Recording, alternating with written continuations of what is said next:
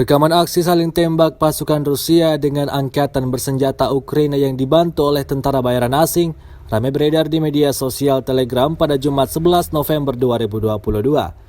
Dalam keterangan unggahan disebutkan, seorang militan menembak dari peluncur granat RGP-40 Polandia. Tampak dalam rekaman aksi saling tembak itu berlangsung di suatu jalan kota yang tidak disebutkan namanya.